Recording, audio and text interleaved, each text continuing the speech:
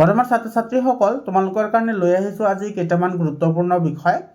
তোমালোকৰ হ'বলগীয়া মেট্ৰিক পৰীক্ষা সম্পৰ্কে আমাৰ আসি বোৰ্ডৰ অধ্যক্ষ ৰমেশ জৈনে এটা গুৰুত্বপূৰ্ণ কথা কৈছে। তো কি কথা কৈছে, লগতে তোমালোকৰ কাৰণে দুটা ভাল খবৰো আছে। আৰু কি ভাল খবৰ আছে গোটেইখিনি কথা আমি এই ভিডিঅ'টোত আলোচনা কৰিম। তোমালোকে ভিডিঅ'টি প্ৰথমৰ পৰা শেষলৈকে চাই থাকিবা। বৰ্তমান ছাত্ৰ ছাত্ৰীসকল তোমালোকৰ মেট্ৰিক পৰীক্ষা সম্পৰ্কে আহিছে বিগ আপডেট। তো আমি এই ভিডিঅ'টোত আলোচনা কৰিম তিনিটা বহুত গুৰুত্বপূৰ্ণ আপডেট, লগতে তোমালোকৰ কাৰণে দুটা ভাল খবৰ। প্ৰথমটো হৈছে কি চোৱা, তোমালোকৰ লেংগুৱেজবোৰ কি হ'ব, চেঞ্জ হ'ব। তোমালোকৰ প্ৰশ্ন কাকতত যিবোৰ লেংগুৱেজ আছিল এইবাৰ কিন্তু তেনেকুৱা লেংগুৱেজ নহয়। এতিয়া কেনেকুৱা ধৰণৰ লেংগুৱেজ হ'ব তেতিয়াহ'লে, তাৰ মানে তোমালোকৰ যিটো কুৱেশ্যন পেপাৰ থাকিব সেইটো ছিংগুল লেংগুৱেজ কুৱেশ্যন পেপাৰ হ'ব। ছিংগুল লেংগুৱেজ কুৱেশ্যন পেপাৰ মানে এটা প্ৰশ্ন কাকতত মাত্ৰ এটা ভাষাৰে তোমাৰ কি থাকিব বা এটা লেংগুৱেজেৰে তোমাৰ কুৱেশ্যন থাকিব।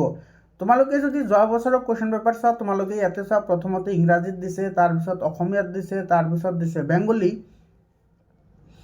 তাৰপিছত দিছে তোমাৰ বড়ো ভাষাত, আৰু তাৰপিছত দিছে হিন্দী ভাষাত। তো ইয়াতে চোৱা তোমাৰ ইয়াতে যিকেইটা লেংগুৱেজ ইউজ কৰা হৈছে, ইয়াতে তোমাৰ এনেকুৱা কৰিলে কি হয়, তোমাৰ প্ৰশ্ন কাকতটো বহুত দীঘল হৈ যায়। সেইকাৰণে এইবাৰ কি কৰা হৈছে, তোমাৰ ইংলিছৰ কাৰণে বেলেগকৈ কুৱেশ্যন বনোৱা হৈছে, এছামিছৰ কাৰণে বেলেগকৈ কুৱেশ্যন বনোৱা হৈছে, বড়োসকলৰ কাৰণে বেলেগকৈ বনোৱা হৈছে, তাৰপিছত তোমাৰ হিন্দীসকলৰ কাৰণেও বেলেগকৈ প্ৰশ্ন কাকত বনোৱা হৈছে। তাৰমানে এটা প্ৰশ্ন কাকতত মাত্ৰ এটাহে তোমাৰ কি থাকিব, লেংগুৱেজ থাকিব। আৰু যিসকলৰ যিটো মিডিয়াম হয় বা যিসকলৰ যিটো লেংগুৱেজ হয়, সেই লেংগুৱেজৰ প্ৰশ্ন কাকতে তেওঁ পাব। দুই নম্বৰ যিটো আপডেট সেইটো কি হৈছে, তোমালোকৰ যিমানবোৰ কুৱেশ্যন হ'ব সেই গোটেইখিনি কুৱেশ্যন তোমাৰ কি হ'ব, কনচেপশ্যন বেছড কুৱেশ্যন হ'ব। এইটো যোৱাকালি ছাৰ ৰমেশ জৈনে এই গোটেইখিনি কথা কৈ দিছে, তোমালোকে নিউজ চেনেলত গৈও চাব পাৰা। তো তোমালোকৰ যিমানবোৰ কুৱেশ্যনছ আছে গোটেইখিনি কুৱেশ্যনছ তোমালোকে যদি ৰুট মেমৰাইজেশ্যনৰ ওপৰত যদি ভিত্তি কৰি আৰু 5 মিনিটত 45টা MCQ ছল্ভ কৰাৰ যদি ভিডিঅ' তোমালোকে চাইছা, তেতিয়াহ'লে মোৰ ক'বলগীয়া একো নাই। কাৰণ তোমালোকৰ যদি কনচেপশ্যন ক্লিয়াৰ নাথাকে তেতিয়াহ'লে তোমালোকে কেনেকৈ কৰিবা। যোৱা বছৰৰ যিটো মেথ ছায়েন্সৰ কুৱেশ্যন পেপাৰ আছে, লাগিলে মই তোমালোকক এবাৰ সলিউশ্যন কৰাই দিম, তোমালোকে চাই ল'বা যে কেনেকুৱা ধৰণৰ কনচেপচুৱেল কুৱেশ্যন আহে। আৰু 3 নম্বৰটো হৈছে যে এইবাৰ কোনো ধৰণৰ প্ৰাইভেট স্কুল বা প্ৰাইভেট কলেজেছ সেইসকলত কোনো ধৰণৰ পৰীক্ষাৰ চেণ্টাৰ দিয়া নহয়।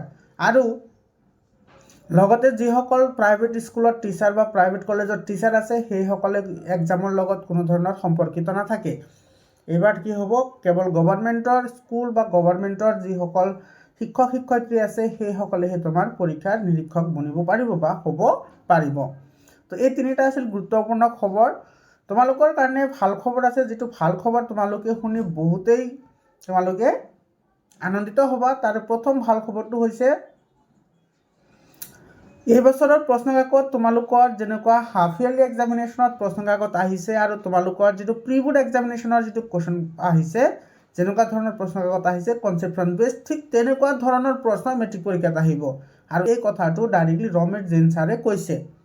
তো তোমালোকে চিন্তা কৰিবলগীয়া একো নাই। তোমালোকে যিমান পাৰা তোমালোকে হাফ ইয়াৰলি এক্সামিনেশ্যন লগতে প্ৰি বোৰ্ড এক্সামিনেশ্যনৰ কুৱেশ্যন পেপাৰ ছল্ভ কৰা, কাৰণ এজ ইট ইজ কুৱেশ্যন আহিব।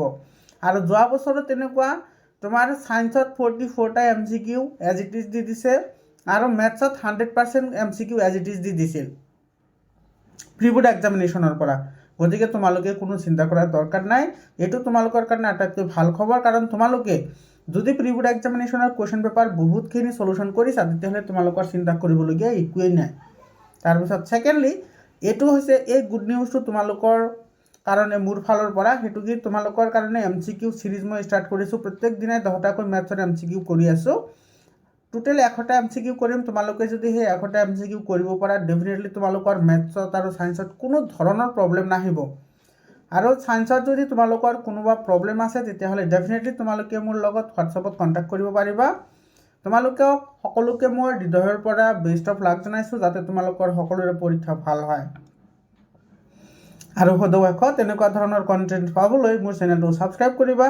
আৰু হোৱাটছআপ গ্ৰুপত জইন হ'বলৈ নাপাহৰিবা। হোৱাটছআপ গ্ৰুপৰ যিটো লিংক আছে সেইটো মই কমেণ্ট ছেকশ্যনত দি দিছোঁ বা কমেণ্টত দি দিছোঁ। মৰমৰ ছাত্ৰ ছাত্ৰীসকল 7002824673 এইটো হৈছে মোৰ হোৱাটছআপ নম্বৰ। তোমালোকে হোৱাটছআপ নম্বৰত তোমালোকৰ যদি কোনো প্ৰব্লেম আছে তোমালোকে মোক অৱগত কৰাব পাৰিবা। আজিৰ কাৰণে ইমানখিনিয়ে, ধন্যবাদ।